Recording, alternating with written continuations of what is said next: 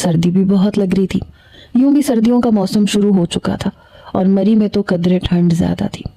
मुझे यकीन नहीं आ रहा था कि मेरे वालिद मुझे ये इजाज़त भी दे सकते हैं, क्योंकि आज तक कभी स्कूल के किसी फंक्शन में या स्कूल में अरेंज की जाने वाली पिकनिक पे भी कभी मैं नहीं गई थी, ना कभी कॉलेज में।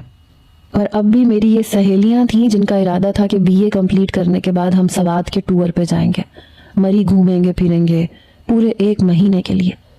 लेकिन मुझे इजाज़त नहीं मिल रही थी। मेरी सारी सहेलियां मेरे वालिद से मिन्नत समाजत करके जा चुकी थी कि अंकल बस 1 महीने की बात है, हम सब भी तो साथ जा रही हैं, हमारे घर से भी हमें परमिशन मिल गई है। लेकिन मेरे वालिद का कहना था कि नहीं, मुझे ये सब पसंद नहीं है। मैंने अपनी अम्मा से भी बात की कि वो अब्बा को राज़ी करने की कोशिश करें, लेकिन वो कहने लगी, तुम जानती हो ना वो कितने सख्त हैं, तुम्हारे वालिद कभी नहीं मानेंगे। लेकिन रात को मैंने अपने वालिद के दोनों हाथ पकड़े, उनकी मिन्नत करते हुए कहा, बाबा सिर्फ 1 महीने के लिए जाने दें।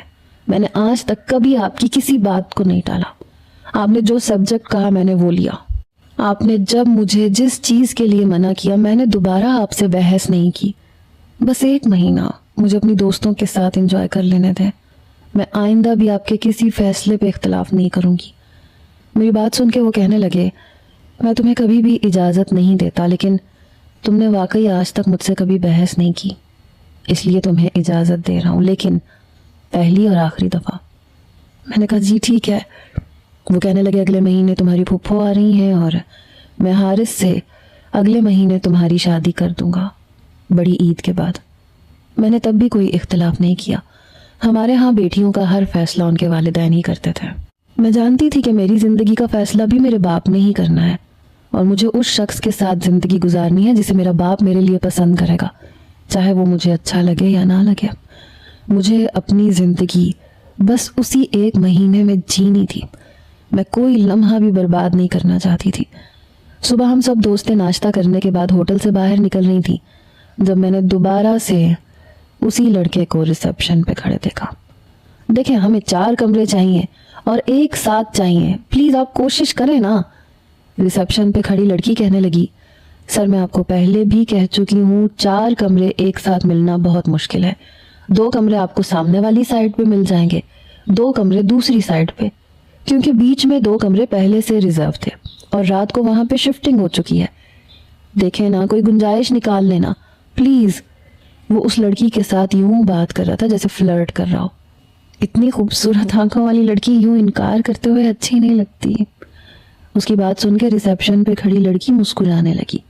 फिर उसने हमारी तरफ इशारा किया, कहने लगी, ये लड़कियां शिफ्ट हैं वहां पे, आप इनसे बात कर लें। अगर ये मान जाती हैं तो मैं आपके कमरे इनको दे देती हूँ और आपके 4 कमरे एक साइड पे हो जाएंगे।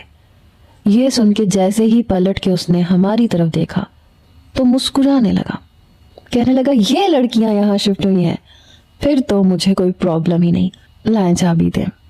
उसके साथ उसके दोस्त भी खड़े थे। कहने लगे, कौन है ये लड़कियां? वो कहने लगा, कोई भी नहीं। वो कहने लगे, तो फिर तुम इनसे बात क्यों नहीं कर रहे हो? अच्छा है, हमें एक साथ 4 कमरे मिल जाएंगे और वैसे भी सब कमरों की बालकनी तकरीबन एक ही है। हम चारों के कमरे साथ होंगे तो आपस में बालकनी से मस्ती किया करेंगे। अब बीच में लड़कियों के कमरे होंगे तो बड़ी मुश्किल हो जाएगी यार।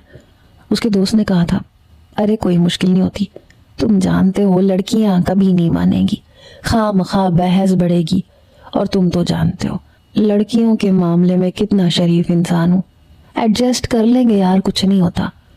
मुझे वो लड़का एक नंबर का लोफर लगा था। होटल के कमरों के पिछली जानिब बालकनी बनी हुई थी, लेकिन सब कमरों की बालकनी मुश्तरका थी। एक लंबी सी राहदारी थी, काफी चौड़ी, और वहीं से बीच में से सीढ़ियां नीचे उतरती थी और पीछे की जानिब एक बागीचा सा बना हुआ था। काफी खूबसूरत मंजर था, लेकिन कमरे का पिछला दरवाजा खोलते ही प्राइवेसी नहीं थी। बहरहाल हम सब लड़कियां घूमती फिरती रहीं। हमने वैसे भी मरी में 2-3 दिन ही रहना था, उसके बाद हमें आगे जाना था। रात के वक्त ठंड कदरे बढ़ चुकी थी। हम सब लोग चाय पीने के लिए पिछली जानिब वाले बाग में बैठ गईं। साथ साथ चाय पीती रहीं, साथ साथ हम लोग गाने का मुकाबला करती रहीं। तो मुझे ऐसे लगा जैसे किसी की चुभती नजरें मेरे चेहरे पे मरकूज हैं। मैंने फौरन गर्दन उठा के कमरे की जानिब देखा तो एक कमरे के बाहर वही नौजवान खड़ा सिगरेट पी रहा था और मुझे ही देखे जा रहा था। پتہ نہیں کیا تھا، اس شخص کا کوئی خاص مسئلہ تھا. میری سب سہیلیاں وہیں بیٹھی تھیں لیکن اس کی نظر صرف مجھ پہ تھی. جب ہم کمرے میں واپس آئے تو میری ساری سہیلیاں سو چکی تھیں لیکن مجھے نیند نہیں آ رہی تھی. میں نے کافی میکر سے کافی بنائی اور بالکنی میں آ گئی. اس وقت شاید سب سو چکے تھے، بالکل خاموشی تھی. جب میں نے اسی نوجوان کو دیکھا، وہ 2 کمرے چھوڑ کے تیسرے کمرے کی بالکنی میں کھڑا ایک تصویر اسکیچ کر رہا تھا. میری طرف اس کی پشت تھی، بڑی تیزی سے پینسل سے تصویر کی اسکیچنگ کر رہا تھا. میں شاید توجہ نہ دیتی لیکن وہ تصویر میری تھی. یہ دیکھ کے مجھے حیرت کا جھٹکا لگا تھا.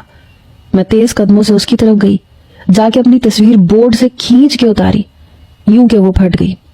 یہ دیکھ کے وہ بری طرح سے چونکا، پلٹ کے میری طرف دیکھا تو گھبرا گیا. میں نے کہا یہ کیا کر رہے ہو تم؟ کہنے لگا میں نے کیا کیا؟ میں نے کہا زیادہ اوور سمارٹ بننے کی کوشش نہ کرو. میں کب سے نوٹ کر رہی ہوں تم بار بار مجھے دیکھ رہے تھے، کبھی ٹرین میں مجھے انڈائریکٹلی باتیں سنا رہے تھے اور اب میری تصویر اسکیچ کر رہے ہو، کیوں؟ میں نے تن کے پوچھا.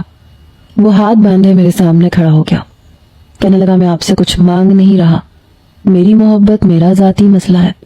آپ مجھے تو روکنے کا حق نہیں رکھتی، یا پھر حق ہے آپ کو مجھے روکنے کا؟ وہ میرے قریب آ کے پوچھ رہا تھا. شاید اس کی بات ٹھیک تھی، اس نے براہ راست تو مجھے کچھ نہیں کہا تھا. میں لاجواب سی ہوئی، اس لیے فوراً سے پلٹ کر واپس اپنے کمرے میں آ گئی. 2 دن بعد ہم لوگ کاغان کی طرف چلے گئے. راستہ خطرناک تھا، وہیں سے ہمیں سوات جانا تھا. راستہ اتنا تنگ تھا کہ وہاں پہ صرف گھوڑے ہی جاتے تھے. میں بھی ایک گھوڑے پہ سوار ہو گئی اور یہ میری پہلی سواری تھی. بہت ڈر لگ رہا تھا. ایک کے بعد ایک گھوڑے کی سواری پہ ہم سوار ہو رہی تھیں. ایک ساتھ 2 گھوڑے چل رہے تھے لیکن 2 کے ساتھ تیسرا نہیں چل سکتا تھا کیونکہ راستہ کافی خطرناک تھا. گھوڑے کی رسی آگے گھوڑے والے کے ہاتھ میں تھی. میری سہیلیاں سب کی سب آگے نکل چکی تھیں اور بیچ میں بہت سارے گھوڑے آ چکے تھے جس میں مختلف فیملیز بیٹھی ہوئی تھی. میں پیچھے رہ گئی تھی اور جتنی میں ڈرپوک تھی مجھے پریشانی سی ہونے لگی کیونکہ شام بھی گہری ہو رہی تھی اور ہمیں سوات پہنچتے پہنچتے شاید رات ہو جاتی. ابھی 10 منٹ کا ہی سفر کیا تھا جب بیچ راستے میں مجھے بم پھٹنے جیسی آواز آئی اور چاروں طرف دھواں ہی دھواں پھیل گیا. اتنا زیادہ دھواں کہ کچھ بھی نظر نہیں آ رہا تھا.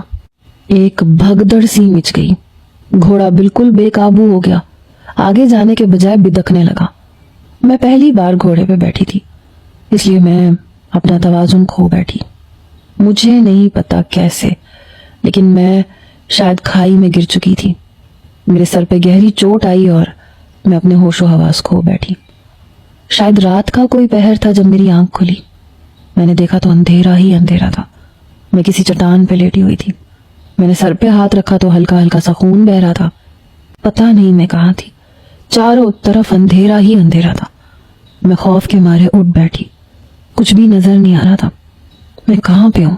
نہ میرے پاس میرا پرس تھا، نہ موبائل تھا، کچھ بھی نہیں تھا. بس ایک بیگ تھا جو کچھ اسکول بیگ کی طرح تھا جو میں نے کمر پہ لٹکایا ہوا تھا. اس میں میرا ایک جوڑا تھا پہننے کے لیے اور کچھ چپس وغیرہ تھے اور پانی کی بوتل تھی. میں نے پہلے تو بیگ اتارا، پانی پیا. کچھ سمجھ نہیں آ رہا تھا میں کہاں ہوں اور مجھے کہاں جانا چاہیے. کافی پتھریلے اور خطرناک سے راستے تھے.